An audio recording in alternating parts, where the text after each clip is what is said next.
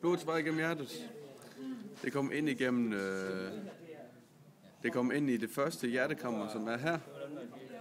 Og derfra går det så ud til lungerne via den her. Hvor det så kommer ud i lungerne, hvor blodet det bliver iltet. Så kommer det så ned i det andet forkammer her, og ned i det andet hjertekammer, hvor det så bliver pumpet ud i hele kroppen. Og fordi at den ene side er tykkere end den anden, det er fordi at det her det er en større muskel over i højre side.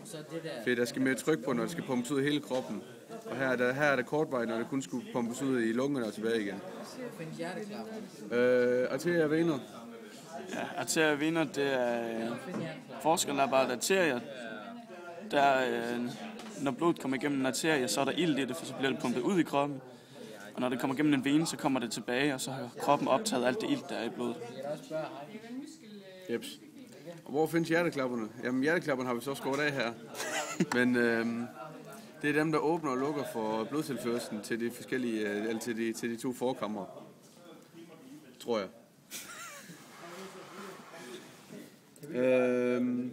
Ja, hvorfor væggen er tykkest på højre side i forhold til venstre? Det har vi forklaret, ja. Det har vi forklaret, ja.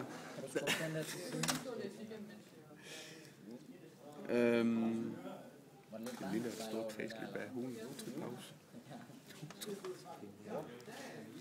Ja. Vi siger bare, det er hjertet. Hvorfor kræver hjertet blodtilførsel via frekvenspulsoren, på trods af alt det blod løber gennem det? Ja, musklerne de skal jo også have blod fra arbejde, og det kommer så igennem kranspulsoren og så ned i hjertets muskler her. Og de skal bruge blodet til at arbejde med at pumpe blodet ud i hele kroppen og op til lungerne.